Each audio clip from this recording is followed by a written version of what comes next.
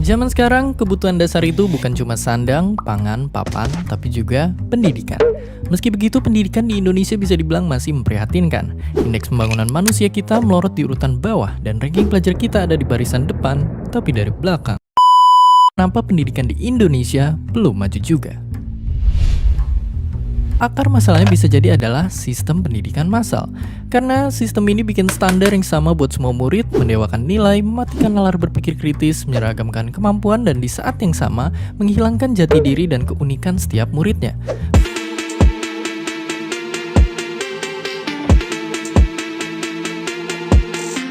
Alasan kenapa saya memilih studi kasus tersebut dikarenakan zaman sekarang kehidupan manusia bukan hanya sekedar pangan dan papan, namun pendidikan menjadi salah satu kebutuhan manusia yang sangat penting.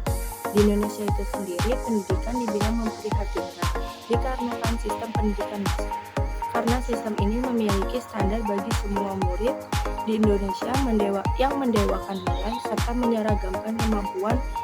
Selain itu, masalah pendidikan juga ada pada kualitas pendidikan. Karena di Indonesia masih banyak beberapa sekolah yang belum memenuhi sarana dan prasarana serta kemampuan guru yang memindai. Input masalah yang pertama, apa faktor-faktor utama yang menyebabkan pendidikan di Indonesia yang belum maju? Yang kedua itu, bagaimana solusi pemerintah dan masyarakat dapat bekerja sama untuk mengatasi pendidikan di Indonesia yang belum maju? Dan yang ketiga, itu apa upaya yang harus kita lakukan supaya pendidikan di Indonesia itu maju? Penyelesaian masalah yang pertama, masalah pendidikan di Indonesia yang belum maju disebabkan oleh faktor-faktor seperti anggaran pendidikan minimal 20%. Namun demikian, anggaran yang besar ternyata belum mampu mengangkat kenaikan mutu pendidikan di Indonesia saat ini.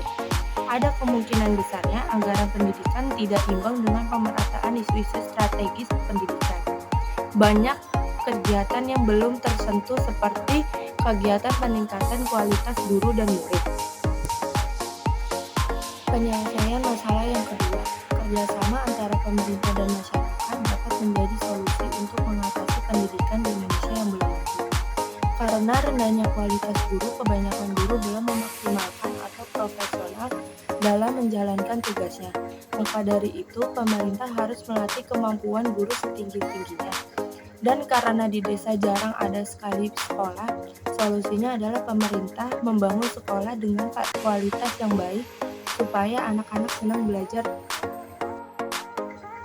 Penyelesaian masalah yang ketiga, upaya yang harus kita lakukan supaya pendidikan di Indonesia maju adalah dengan cara melakukan belajar memperbaiki diri, tinggalkan cara curang untuk mendapatkan nilai yang tinggi. Pada akhirnya yang benar-benar kita butuhkan bukanlah nilai, tapi rasa ingin tahu dari kemampuan belajar, dan ada istilah malu bertanya sesat di jalan. Maka dari itu, kita harus berani bertanya agar tidak sesat. Output masalah yang pertama itu, masalah pendidikan di Indonesia belum maju disebabkan oleh faktor-faktor seperti anggaran pendidikan yang tidak diimbangi dengan pemerataan isu-isu strategis pendidikan dan sistem pendidikan massal. Karena sistem ini bikin standar yang sama untuk semua murid dengan mendewakan nilai, mematikan nalar berpikir kritis, serta menyeragamkan kemampuan di saat yang sama, dan menghilangkan jati diri dan keunikan setiap muridnya. Di sisi lain, masalah pendidikan ada pada kualitasnya, bukan di kuantitasnya. Output masalah yang kedua itu, kerjasama antara pemerintah dan masyarakat dapat menjadi solusi untuk mengatasi pendidikan di Indonesia yang belum maju, seperti membangun sekolah di desa, melatih kemampuan guru, menyediakan makanan berprotein untuk memperbaiki gizi anak Indonesia, serta merombak kurikulum di Indonesia supaya semua anak dapat berkembang dengan minat dan bakatnya masing-masing. Output masalah yang ketiga itu, pendidikan di Indonesia akan maju jika kita belajar memperbaiki diri sendiri, tinggalkan cara curang untuk mendapatkan nilai yang tinggi, dan keberanian untuk bertanya. Hal tersebut merupakan upaya yang bisa kita lakukan.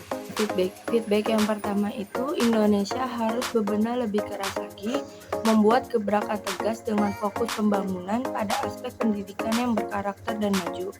Nah, yang kedua itu adalah pemerintah harus segera melakukan pembenahan pada sistem pendidikan di Indonesia, sehingga berdampak pada pencapaian cita-cita bangsa. Tercapainya pendidikan yang baik akan mendapatkan penghargaan dari negara lain untuk menuju masyarakat yang adil, makmur, dan sejahtera. Dan yang ketiga itu dengan upaya merancang kurikulum yang melahirkan generasi yang berjiwa besar, syarat akan moral, budaya, dan kepribadian bangsa Indonesia. Menaikkan anggaran penggandaan buku, pendirian sekolah, penelitian, sehingga semua masyarakat di pelosok negeri bisa menikmati manisnya pendidikan. Dengan begitu, Indonesia akan memiliki sumber daya manusia yang memindai, menguasai teknologi, sehingga dapat menggerakkan roda negara ini ke punggung kancah internasional.